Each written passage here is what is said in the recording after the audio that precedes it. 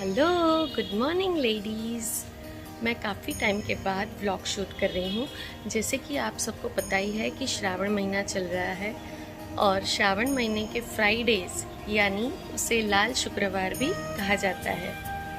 इस दिन माँ अपने बच्चों के लिए व्रत करती है। पूरे महीने में आप कोई भी शुक्रवार को व्रत कर सकते हैं, लेकिन कोशिश करिए कि पहला या दूसरा कर ले। इस बार मैं थोड़ा सा लेट हो गई हूँ, लेकिन कोई भी कर सकते हैं, तो मैं इस शुक्रवार अपना व्रत कर रही हूँ। तो आज के व्लॉग में मैं आपसे शेयर करूँगी कि मैं अपना लाल शुक्रवार या जीवंतिका व्रत कैसे करती हूँ। सबसे पहले सुबह जल्दी उठना है और उठने के बाद नहाना है।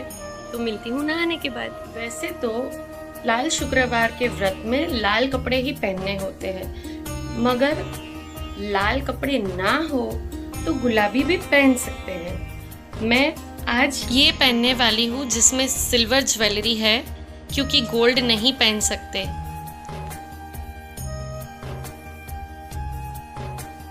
तो फाइनली मैं रेडी हूँ, अब पूजा करेंगे।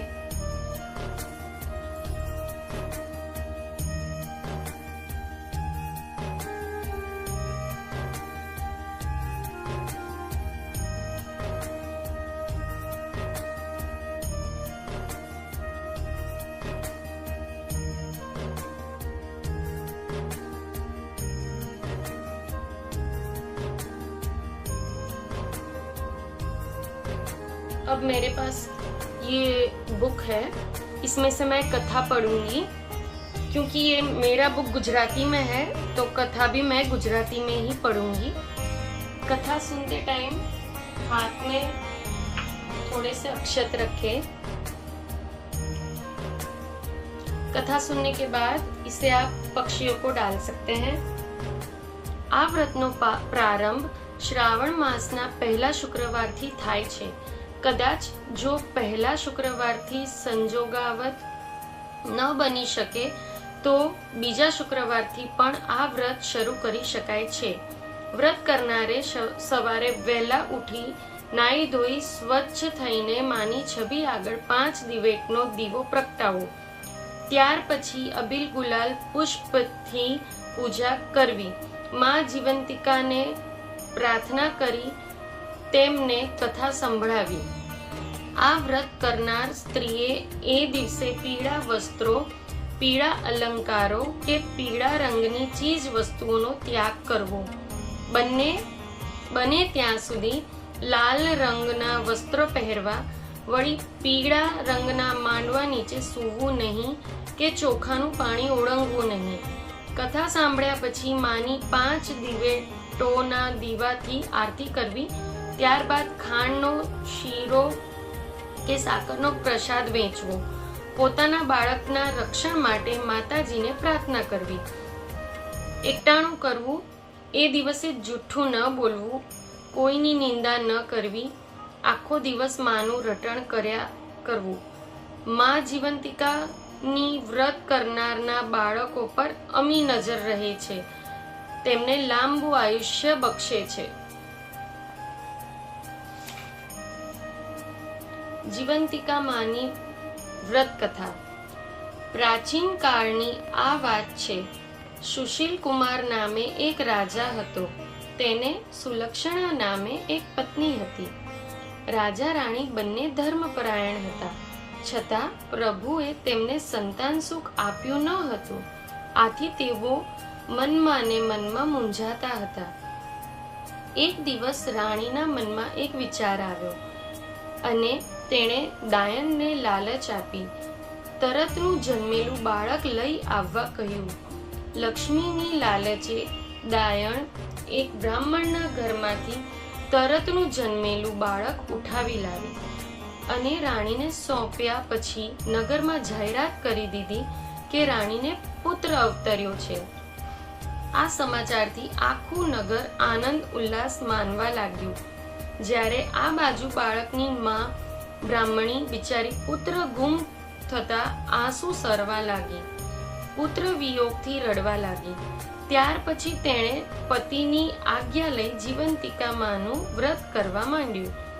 આ વ્રતથી પ્રસન્ન થઈ માં જીવંતિકાએ બ્રાહ્મણીના બાળક રાજકુમારનું રક્ષણ કરવા માંડ્યું.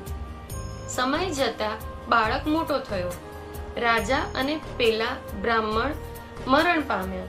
ત્યારબાદ યોગ્ય સમયે રાજકુમાર ગાદીએ બેઠો અને વ્યવસ્થિત રીતે રાજ્ય કરવા માંડ્યો. થોડા સમય પછી તે બાપનું શ્રાદ્ધ કરવા ગયાજી તરફ નીકળી પડ્યો. રસ્તામાં તે એક વાણિયાને ત્યાં રાત રોકાયો. એ દિવસે વાણિયાને ત્યાં બાળક જન્મે 6 દિવસ થયા હતા. ઘરમાં બધા ઊંઘી ગયા હતા. ત્યારે માં જીવંતિકા રાજકુમારનું રક્ષણ કરતા ત્યાં બારણા પાસે ઊભા હતા. એ વખતે વિધાતા લેખ લખવા આવી પહોંચ્યા. માતાજીએ તેમને રોકી આવવાનું કારણ પૂછ્યું. તેના જવાબમાં વિધાતાએ કહ્યું કે હું આ બાળકના લેખ લખવા આવી છું, જે કાલે તો ગુજરી જશે. આ સાંભળી માતાજીએ કહ્યા,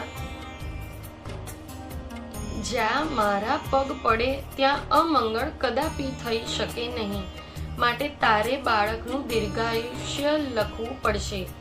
વિધાતાએ માની આજ્ઞા માનવી પડી.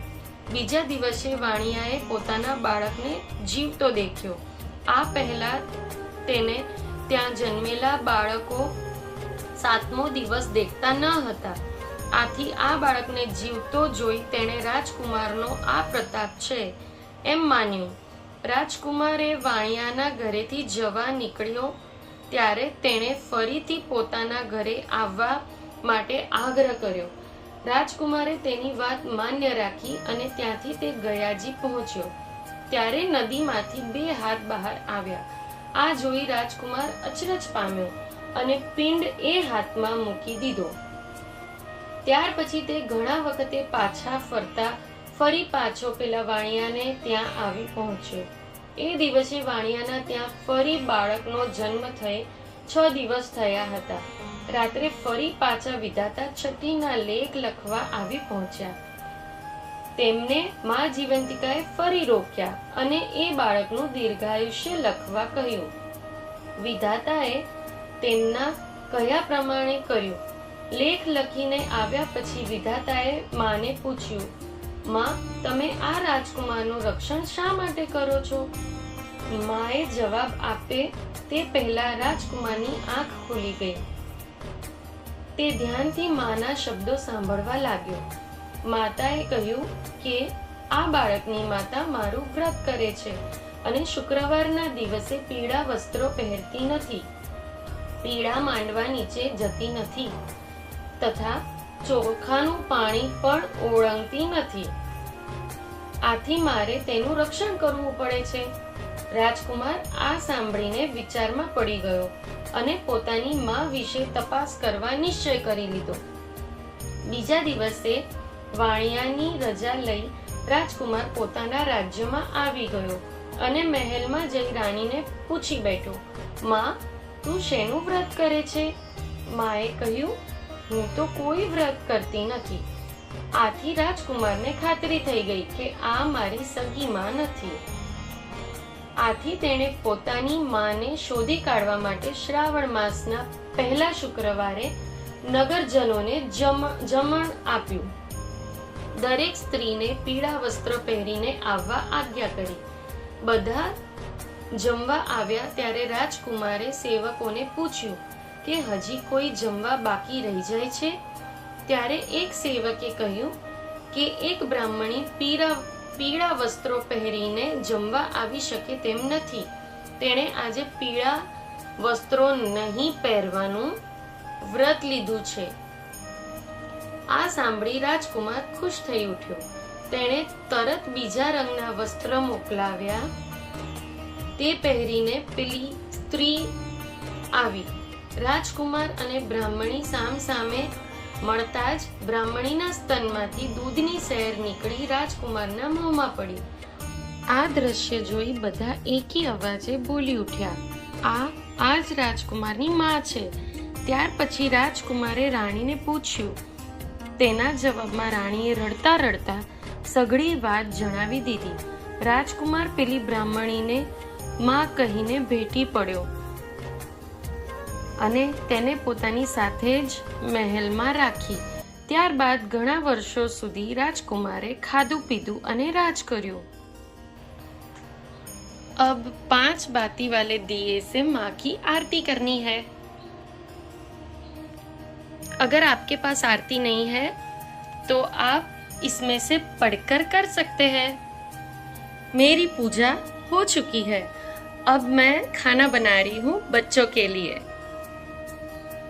इस व्रत में हलवा सफेद रंग का खा सकते हैं. कोई भी फल, लस्सी वगैरह पिया जा सकता है, पर हाँ, उसमें कुछ पीला नहीं होना चाहिए. वैसे मुझे ज्यादा व्रत वगैरह करने की आदत नहीं है. कुछ गिने चुने ही व्रत मैं कर पाती हूँ, क्योंकि सबसे बड़ी मेरी एक वीकनेस है, मैं भूखी नहीं रह सकती. वैसे मैं खाती बहुत ही कम हूँ, लेकिन मुझे टाइम से खाना जरूर चाहिए. मुझे कमेंट करके बताना अगर आपकी भी ऐसी कोई प्रॉब्लम है. आज मैं सिर्फ दाल चावल बना रही हूँ जो फटाफट से बन जाएंगे.